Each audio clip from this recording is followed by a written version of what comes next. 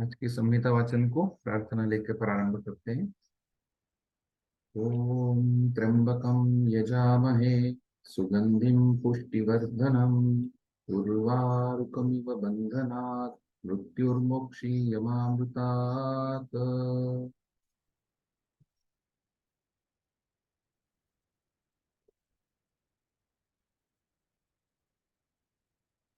कल हमने शिलाजतु के बारे में पढ़ा। हेमाद्या सूर्य संतप्ता स्रवंती गिरिधातवाः जातिर्विशेषम् जत्वाभम मृदुम मृत्स्नाच्छम यन्मलम तत्शिलाजतु। गिरि धातुओं का जतु के समान जत्वाभ मृदु मृत्स्न अच्छ जो मल है वो शिलाजतु कहा जाएगा।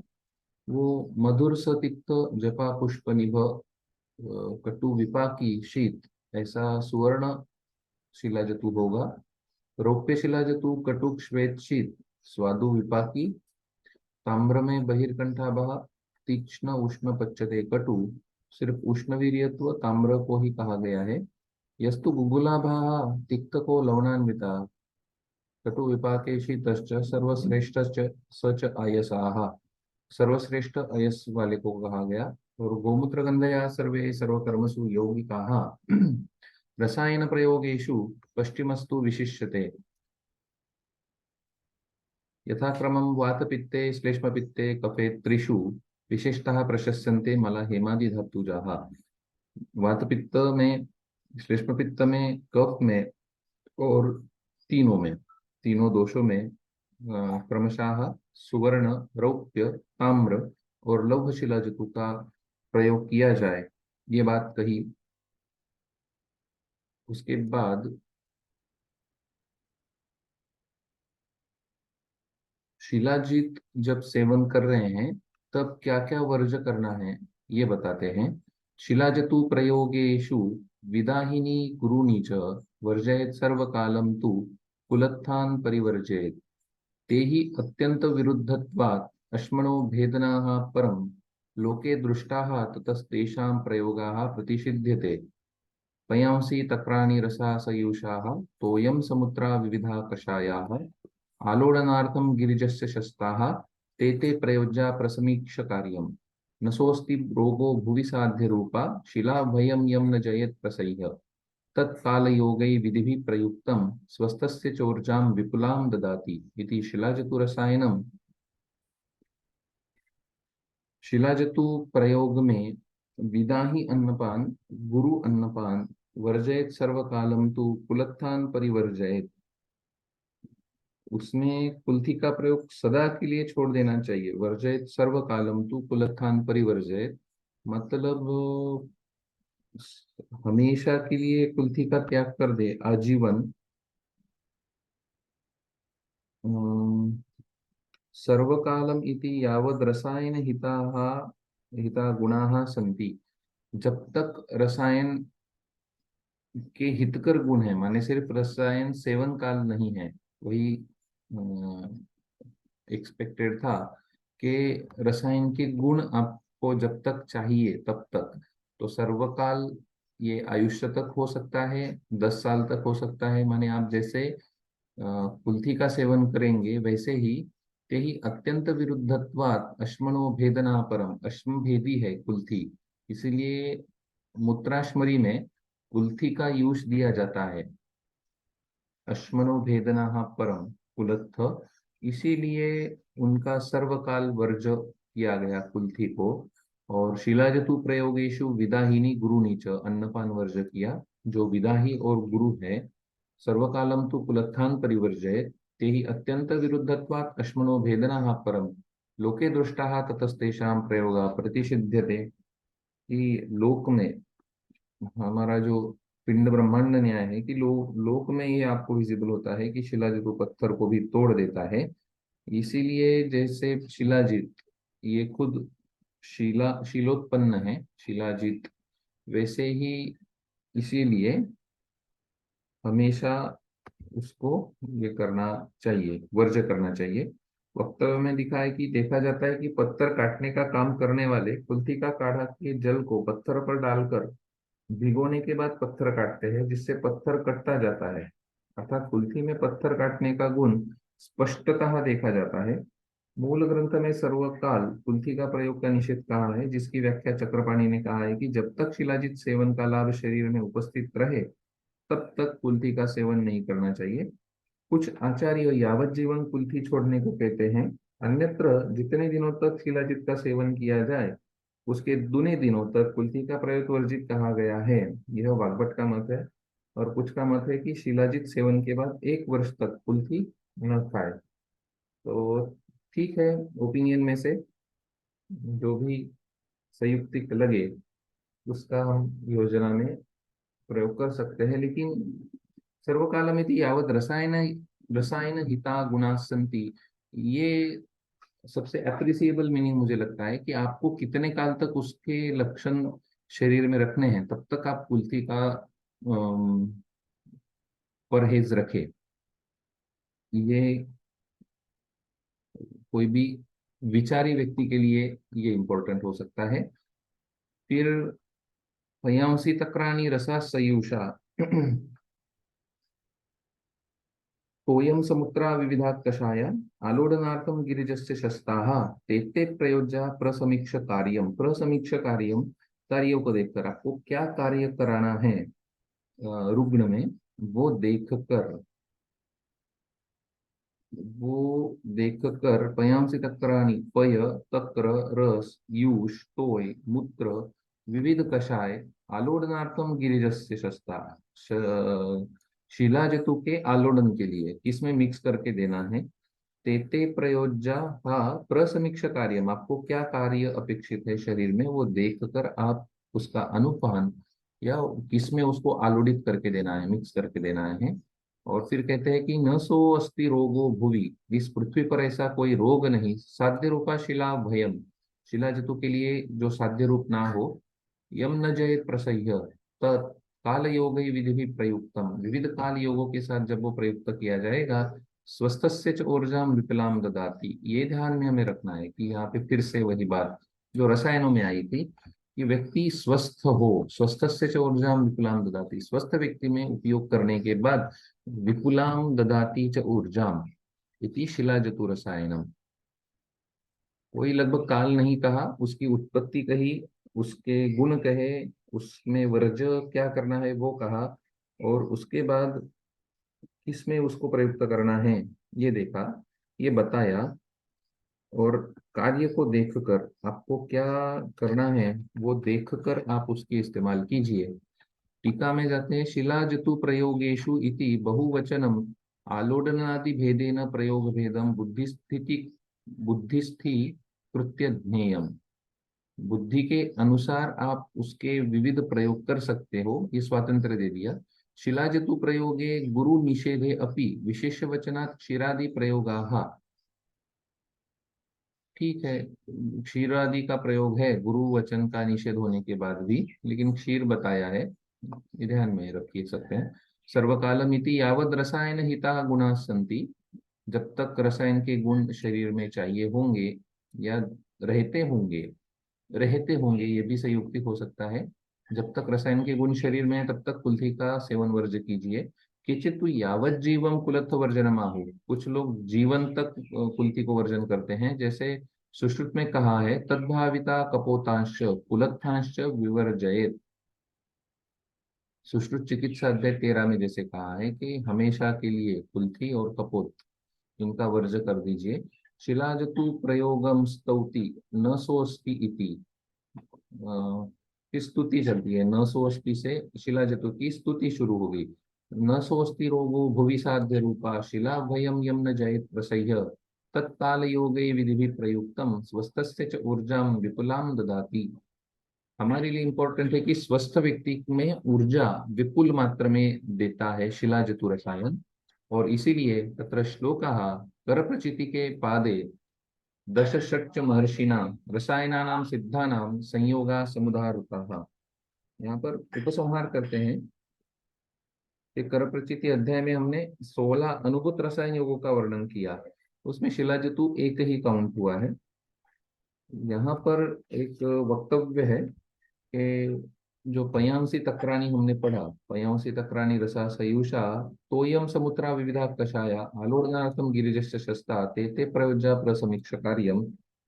तो वाग्भटाचार्य ने ज्वर में नागर मुस्ता पित्त परपट के क्वाथ में, रक्तपित्त में यष्टि के क्वाथ में, क्षय रोग में मांसरस के साथ, कृशता में दुग्ध के साथ, स्थूलता में मधु के साथ, उन्माद अपस्मार मनोविकारों में क्षीर के साथ, पांडु उदर शोथ में माहिष्य मूत्र के साथ, अश्मरी में वीर तरवारी गण के क्वाथ में, कुष्ठ में खदीर क्वाथ में, विष विकार में विषगुण औषधों के क्वाथ में शिलाजितु का प्रयोग करने के लिए कहा गया है।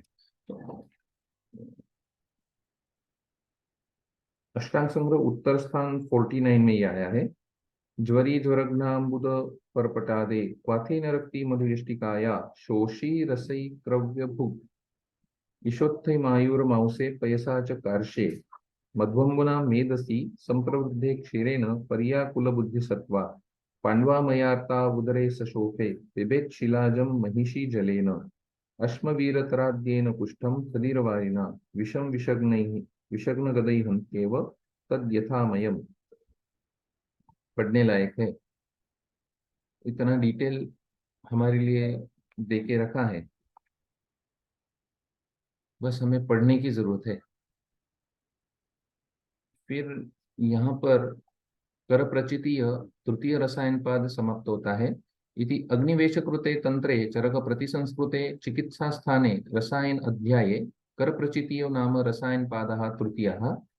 इति श्री चक्रपाणि दत्त विरचितायाम आयुर्वेद दीपिकायां चरक तात्पर्य टीकायां चिकित्सा स्थाने रसायनाध्याये कर प्रचितीयो नाम रसायन पादः तृतीयः। यहाँ पर हमारा तृतीय रसायन पाद समाप्त हुआ। चतुर्थ रसायन पाद आयुर्वेद समुत्थानीय रसायन पाद को हम लोग शुरुआत करते हैं। अथातः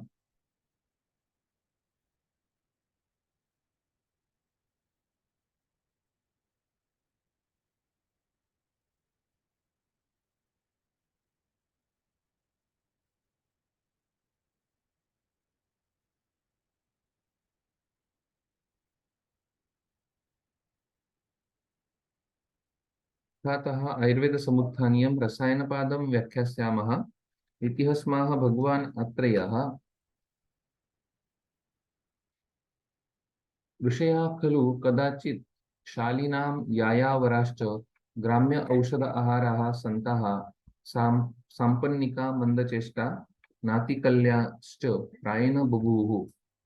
ते सर्वासमिति कर्तव्यतानाम् असमर्थाः सन्तो ग्राम्यवासकृतम् आत्मदोषं मत्वा पूर्वनिवासम् अपगतग्राम्यदोषं शिवं पुण्यम् उदारं मेध्यम् अगम्यम् असुकृतिभिः गंगा प्रभवम अमर गंधर्व किन्नर अनुचरितम अनेक रत्न निचयम अचिंत्याद्भुत प्रभावम ब्रह्मसिद्ध चारणानुचरितम दिव्य तीर्थौषधि प्रभवम अतिशरण्यम हिमवंतम अमराधिपतिगुप्तम जग्मु भृगु अंगिरो अत्रि वसिष्ठ कश्यप अगस्त्य पुलस्त्य वामदेव अस्तित गौतम प्रभृतयो महर्षयाः। प्राचीन काल में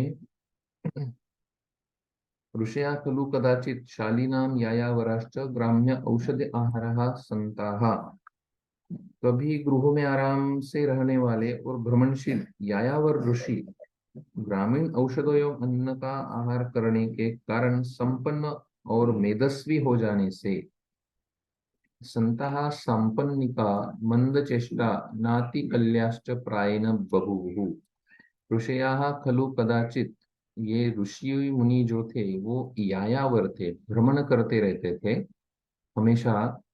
और जब इनका संपर्क ग्राम्य औषध और आहार से आया तब ये संपन्निक हो गए। संपन्निका मतलब स्थूलता की ओर या थोड़ा ब्रूहन, ये एंगल से मंद चेष्टा, लेकिन इनकी चेष्टा मंद हो गई और ये नाति कल्याश्च प्रायण बभूवु, थोड़े आलसी के तरह, नाति कल्याश्च इति न, न अति निरोगाः, नाति निरोगाः। तो ते सर्वासमिति कर्तव्यतानाम असमर्थाः संतो, तो जो उनके कर्म थे रूटीन उनमें असमर्थ हो गए।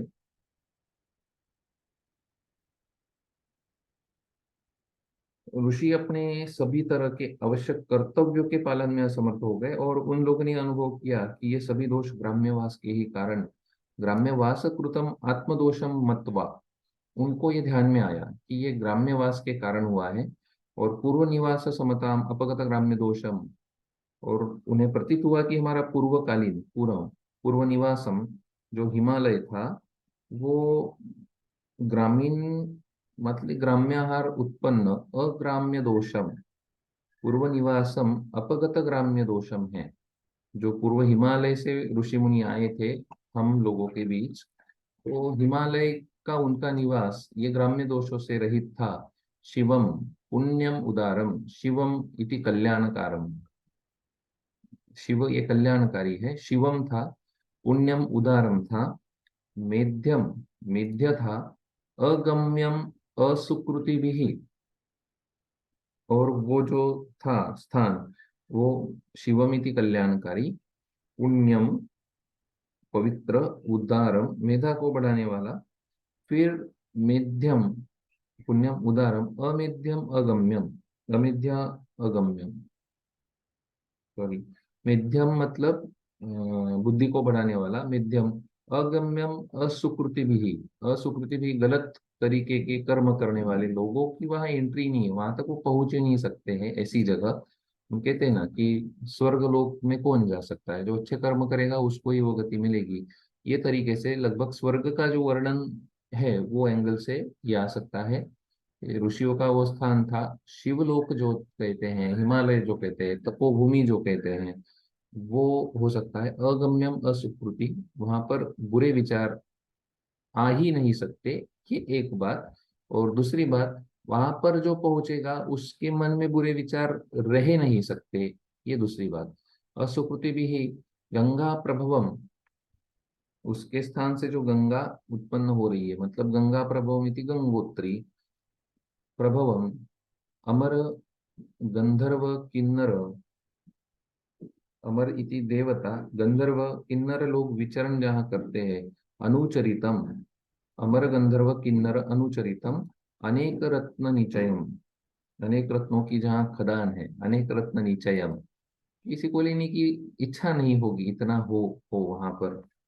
अचिंत्याद्भुत प्रभावम, उनका प्रभाव अनिर्वचनीय है, अचिंत्य है, अद्भुत है।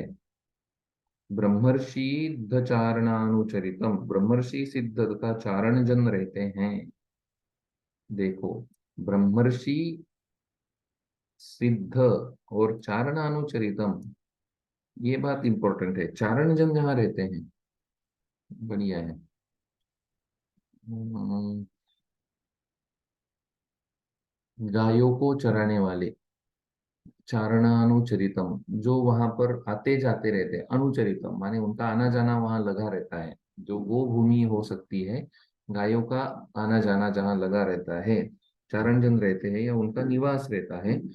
दिव्य तीर्थ औषधि प्रभवम, दिव्य प्रभवम, तीर्थ प्रभवम, औषधि प्रभवम, अति शरण्यम, और वो श्रेष्ठ है, अति शरण्यम शरणागत जनों का संरक्षक, अति शरण्यम सबको जहाँ शरण मिलती है। हिमवंतम अमराधिपति गुप्तम, ऐसा वो हिमालय पर्वत,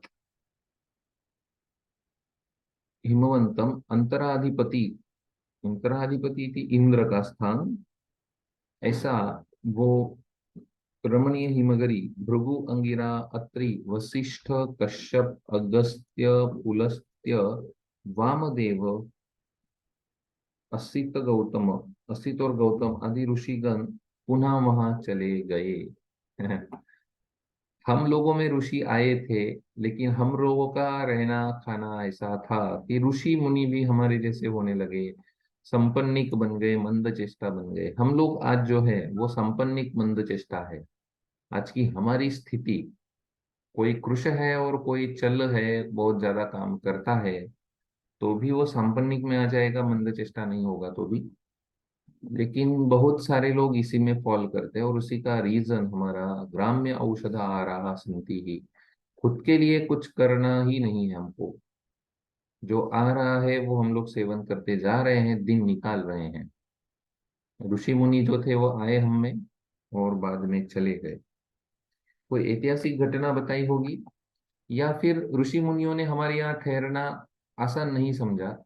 वो आते रहे, हमें मिलते रहे और वापिस जाते रहे, हमेशा के लिए हमें स्थित नहीं हुए, क्योंकि ग्राम्य औषधाहार थे, उनमें दोष आ गए, इसलिए ऋषि मुनियों ने खुद का स्थान वहीं पर रखा। ऋषि नाम शालीनत्वम यायावरत्वम च कर्म विशेष परिग्रहात्। ऋषि मुनि शालीन है और यायावर है। यायावर माने आने जाने वाले, आते हैं जाते हैं एक जगह से दूसरे जगह। विचार देने का काम ऋषियों का है। हमारी जो संस्कृति है वो ऋषि मुनियों ने ही आज तक संभाल के रखी, उनसे ही हमारी परंपराएं जुड़ती है। उन्हीं उन्हीं लोगों ने हम लोगों में थॉट्स दिए। कल्चर के प्रिंसिपल सभी लोग ध्यान में नहीं रख सकते, इसलिए प्रिंसिपल्स बताने की जगह हमें कुछ आइडियाज दिए। और उन आइडियाज में जो फेस्टिवल्स है, फेस्टिवल्स के पीछे कंसेप्ट छुपी हुई है, कुछ कृति दी, और उस कृति के अंदर हमारे प्रिंसिपल्स जनरेशन बाय जनरेशन संभलते चले गए। तो ये कर्म विशेष परिग्रह है उनका, ये उनका विशेष कर्म है। संपन्नम अनु उपयुंजत इति सांपन्निकाः, जो हमेशा संपन्न का ही उपयोग करते हैं। इति सांपन्निकाः नाति कल्या इति नानीति नाति निरोगाः न अति निरोगाः। इति कर्तव्यता व्यापारः इंद्र पर्याय कथनम स्तुत्यर्थम। अधिरातिपति जो कहा गया वो उनकी स्तुति करने से एंगल से कहा गया। अमराधिपति स्तुतिश्च इयम इंद्रस्य आयुर्वेद प्रकाशकत्वात्। क्यों स्तुति की गई? आयुर्वेद का उगम वहां से हुआ है। फिर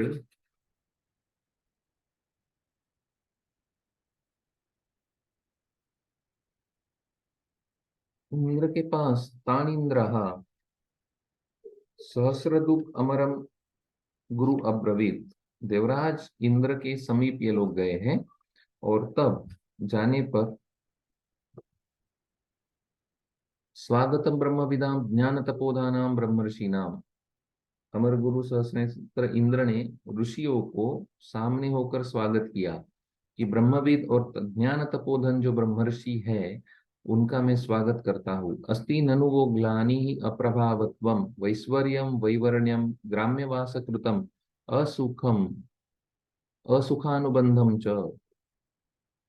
पढ़ने लायक है, समझने लायक है कि ये ऋषियों ने जो ज्ञान ग्रहण किया उनसे, वो लगभग संवाद हमको यहाँ फिर से मिल रहा है। जो चरक सूत्र स्थान एक में हमने पढ़ा था, वही यहाँ रिपीटेशन चल रहा है आयुर्वेद अवतरण के टाइम का।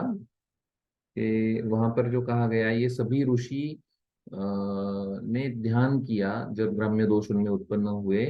तप उपवास अध्ययन में, तप उपवास और अध्ययन में जब ये बाधित बनने लगे रोग, तब आयुर्वेद का ज्ञाता इंद्र, और इंद्र के पास ये लोग गए थे। वैसा ही सिनारियो, वही सिनारियो फिर से यहाँ पे बताया जा रहा है, क्योंकि आगे इंद्रोक्त रसायन बताने जा रहे हैं, तो उसके एंगल से ये संवाद फिर से आ रहा है। अस्ति ननु वो, फिर ब्रह्मर्षियों ने इंद्र को बताया, या फिर इंद्र ने वो जान लिया और कहा, अस्ति ननु वो ग्लानि ही, कि इंद्र ने उन ऋषियों से कहा, ब्रह्मज्ञानी ज्ञान और तपश्चरण के धनी आप महर्षियों का स्वागत है। आप लोगों में ग्राम्यवास से उत्पन्न ननु वो ग्लानि ही अप्रभावत्वम। अप्रभाव कैसे दिखेगा ऋषियों में? ऋषि मुनि ये प्रभावी व्यक्ति है, तो उनमें अप्रभावत्व आना ही नहीं चाहिए, लेकिन वो दिख रहा होता है। कोई ऑरा जो होता है किसी पर्सन का, वो हमें ऐसा लगता है। आज भी कई प्रभावी लोगों के बस नजीक जाने से हम लोगों में एक पॉजिटिव एनर्जी आ जाती है। वैसे ही ऋषि मुनियों में ये प्रभावत्व था, लेकिन ये प्रभा हानि हो गई, ग्लानि आ गई इन लोगों को, वैश्वर्य आ गया, इनका स्वर था वो बदल गया, उनके तेज का वर्ण, स्किन का टेक्सचर, प्रभा कम हो गई। क्यों? वैवर्ण्यम च ग्राम्यवास कृतम असुखम असुखानुबंधम च, और इसी कारण आपका असुख हुआ है, और असुख का अनुभव आप लोगों का मूल, इन सब का मूल है। ग्राम्यो ही वासो मूलम अशस्तानाम, और ग्राम्य वास ही अशस्तों का मूल है। तत्कृताः पुण्यकृद्भिः अनुग्रहा प्रजानां स्वशरीरम अवेक्षितुम कालाः।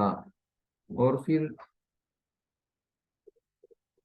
पुण्यकृद्भिः अनुग्रहा प्रजानां स्वशरीरम अवेक्षितम कालाः, कि आप पुण्य कर्म करने वाले आप लोगों ने प्रजाजनों पर बड़ी कृपा की है, कि सुरम में हिमालय का आवास छोड़कर इन्हें धर्मोपदेश देने के लिए आप गांव में गए।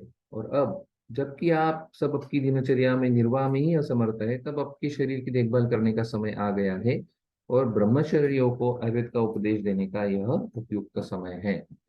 तत्कृत तत्कृताः, तो ग्राम्यवास से तत्कृताः पुण्यकृद्भिः अनुग्रहा प्रजानां स्वशरीरम अवेक्षितुम कालाः, कालश्च अयम आयुर्वेद उपदेशस्य ब्रह्मर्षिणाम। और इसीलिए ये काल मुझे ब्रह्मर्षियों को आयुर्वेद बताने का काल लग रहा है। और उससे क्या होगा? क्या? आत्मनः प्रजानां च अनुग्रहार्थम, खुद के और प्रजा के अनुग्रह के लिए आयुर्वेदम अश्विनो मह्यम प्रयच्छताम, अश्विन कुमारों ने खुद के और प्रजा के कल्याण के लिए ही मुझे आयुर्वेद बताया था। ये समझ लीजिए, आयुर्वेद बताने का कार्य, हम लोग आयुर्वेद पढ़ते हैं क्योंकि हमें प्रैक्टिस करनी है। हमारा ये ध्येय नहीं होता कि हम खुद का और प्रजा का कल्याण का, उनके कल्याण की कांक्षा करें। उस लाइन में हमारा ध्येय हो तो लक्ष्मी तो अपने आप आनी ही है, लेकिन ध्येय ऊंचा होना चाहिए, और तभी हमें आयुर्वेद पता चले। तो आत्मनः प्रजानां च अनुग्रहार्थम, मैं खुद के साथ प्रजा का भी कल्याण करना चाहता हूँ, उसके लिए मुझे आयुर्वेद मिले, और मैं उस दैवी परंपरा से आए हुए आयुर्वेद का एक अनुवाहक बनूं। ये हमें यहाँ से सीखने को मिलता है। उसी के वाहक इंद्र भी बने थे। आत्मनः प्रजानां च अनुग्रहार्थम आयुर्वेदम अश्विनो मह्यम प्रयच्छताम, प्रजापति अश्विभ्याम, ये परंपरा हमें मालूम है। फिर प्रजापति ये ब्रह्मा, प्रजापति ने अश्विनी कुमार को दिया था। अश्वि प्रजापति को ब्रह्मा ने दिया था। प्रजानाम अल्प आयु जरा व्याधि बहुलम असुखम असुखानुबंधम अल्पत्वाद अल्प तपोदम नियम नियम नियम दान अध्ययन संचय मत्वा। प्रजा जो है, हम सामान्य लोग कैसे है? प्रजा नाम अल्प आयु, प्रजा के लोगों की अल्प आयु है, जरा से दुखी होते हैं। प्रजाजनों की आयु अल्प होती है, उनमें भी बुढ़ापा। अल्प आयु जरा व्याधि बहुलम, जरा बहुलम व्याधि बहुलम, थक जाते हैं, व्याधि ज्यादा होती है। असुखम असुखानुबंधम, दुखी रहते हैं और दुखों की परंपरा चली रहती है, हमेशा रोते रहते हैं, सुखी नहीं होते हैं। और अनुबंधम अल्पत्वात अल्पतमो, और उसी के कारण, अल्पत्व के कारण अल्प ही होता है क्या? दम नियम अध्ययन संचयम। ओके, इंद्रिय दमन, तपस्या, नियम, दान और अध्ययन, ये भी थोड़ा थोड़ा ही होता है। बहुत दिनों बाद अभी संहिता पढ़ने की शुरुआत की, अल्प है। तब तब कम पड़ जाता है प्रजाओं में। तभी हम लोग सामान्य लोग में से निकल पाएंगे, जब हमारा पुण्य कर्म या पुण्य संचय हम लोग बढ़ाएंगे। तब हम ग्राम्य लोगों में से निकल के कुछ दैवी परंपरा के तरफ, कुछ ऋषियों के तरफ, उनके नजीक होने का प्रयास कर पाए। इसके लिए हमें एफर्ट्स लेने पड़ेंगे। ये भी एक अर्थ इसमें से प्रतीत होता है। अल्प संचयम अल्प अध्ययनम संचयम मत्वा पुण्यतमम आयु प्रकर्ष कर्म, इसीलिए पुण्यतम और आयु का प्रकर्ष करने वाला, जरा व्याधि प्रशमन और ऊर्जस कर अमृतम शिवम शरण्यम उदारम भवतो मत्ताः श्रोतुम अर्हता उपधारितुम प्रकाशयितुम प्रजा अनुग्रहार्थम आर्षम ब्रह्मम च प्रति मैत्रीम। तो फिर दीर्घायु, यहाँ से पुण्यतम आयु प्रकर्ष कर मतलब दीर्घ आयु देने वाला, जरा व्याधि प्रशमन करने वाला, ऊर्जस कर, अमृत कर, अमृत माने मृतवत व्यक्तियों को जीवित करने वाला, या जो जी रहे हैं लेकिन लगता नहीं कि ये लोग जीवित है, ऐसे लोगों को लिविंग के डिफिनेशन में फिट करने वाला, ऐसा भी अमृत होगा। शिवम शरण्यम उदारम भवंतो, कल्याणकारी शरण उदार आयुर्वेद के उपदेश को सुनना चाहिए। और उसका शरण उदारम भवंतो मत्ता श्रोत्रुम श्रोतुम अर्हता उपधारयितुम, हम में वो अर्हता आनी चाहिए। श्रोतुम अर्हता उपधारयितुम, अर्हता उपधारितुम, वो अर्हता प्राप्त करने वाले लोगों को, या उन्होंने वो अर्हता धारण करनी चाहिए। प्रकाशयितुम च प्रजानुग्रहार्थम, प्रजा का अनुग्रह करने के लिए। ब्रह्म च प्रति मैत्रीम,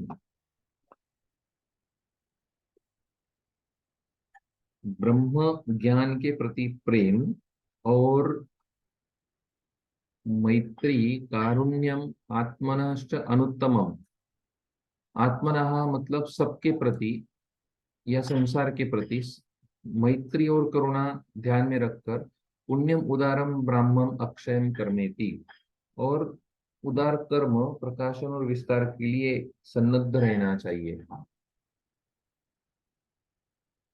और फिर तच्छ्रुत्वा विबुधम विबुधपतिम वचनम, विबुधपति ये दूसरा संबोधन आया इंद्र के लिए। तच्छ्रुत्वा विबुधपतिम वचनम ऋषयाः सर्व एवं अरवरम मृग्भिः तुष्टुवुः, देवेंद्र की स्तुति करने लगे। प्रवृष्टाश्च तद्वचनम अभिनंदन अभिनंदन अभिनंदुश्चेति, और उन्होंने इंद्र का अभिनंदन किया। असुखानुबंधम इति, असुखानुबंधम इति रोग रूपम असुखम अनुबध्नाति इति असुखानुबंधम मूलम इति कारणम कृतः प्रजानाम अनुग्रह इति ग्रामे स्थित्वा आयुर्वेदोक्त आरोग्य साधन साधन धर्मादि प्रकाशनेन प्रजानुग्रह कृत एव इति अर्थाः। अयं च शब्द उभाभ्यां कालशब्दाभ्यां योजनीयाः। प्रजापतये ब्रह्मेति छेदः, प्रजानाम् अल्पादि कर्म आयुर्वत्वम इति योजना, अल्पत्वात् आयुष इति शेषाः। ओके, जो अल्पत्व यहाँ पे बताया था ग्राम्य लोगों में, अल्पायु जरा व्याधि व असुखम असुखानुबंधम, तो ये आयु ही है अल्प, इसीलिए ये सब था। अल्प तप प्रभृति नाम संचयोस्मिन अल्पे आयुषी तथा, आयुष्य ही अल्प है तो उसमें कितना तप कर पाएंगे, है ना। इसलिए आयुष्य दीर्घ होना, ये वहां से कामना आई कि हमें आयुष्य इतना मिला है तो उसमें कितना तप कर पाएंगे हम लोग, इसलिए दीर्घ आयुष्य की कामना आ गई, तो तप ज्यादा कर पाएंगे, ये भी है। प्रतिशब्दो मैत्रादिभिः प्रत्येकं सम्बध्यते अथ शब्दश्च अधिकारे तेन मैत्री कारुण्यादीनि अधिकृत्य यं ब्रह्मा प्रजापतये अदात् तम अनुश्रोतम अर्हति इति योजना। तो जिस कारण से ब्रह्मा ने प्रजापति को आयुर्वेद दिया, वो कारण था मैत्री कारुण्यादि, मैत्री और कारुणादि का अधिकृत्यता, यह सबके प्रति मैत्री और करुणा की भावना। इसी एंगल से जो ब्रह्मा जी ने प्रजापति को आयुर्वेद दिया, वही भावना से हम लोगों ने भी सुनना चाहिए हमारे लिए। ये तो सीन है कि इंद्र ब्रह्मर्षियों को कह रहे हैं, यद्यपि च ऋषयो भरद्वाज द्वारा इंद्राद अधिगतात् आयुर्वेदाः तथापि ग्राम्यवास कृतं मनोग्लान्या च तथा स्फुटार्तो वर्तते इति शंक्या पुनः इंद्रस्तान उपदिशति। ये टीका में हमारे बेसिक शंका का आंसर आ गया।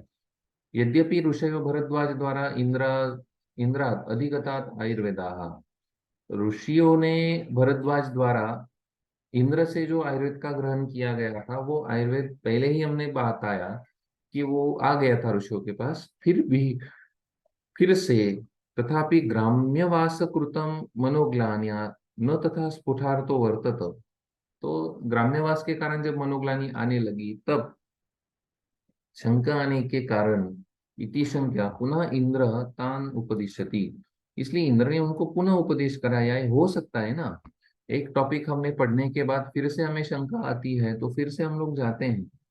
एक बार किसी ने व्यक्त किया और किसी से हमने समझ लिया, तो फिर उस टॉपिक पे प्रॉब्लम है तो दूसरा स्टूडेंट भी टीचर के पास जाता है।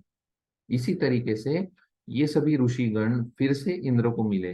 ये सेकंड रेफरेंस है, उसी को पुनरावृत्ति नहीं है। ग्राम्य हार के कारण वो इंद्र के पास पहुंचे हैं। फिर इंद्रोक्त रसायन यहाँ से शुरू होता है।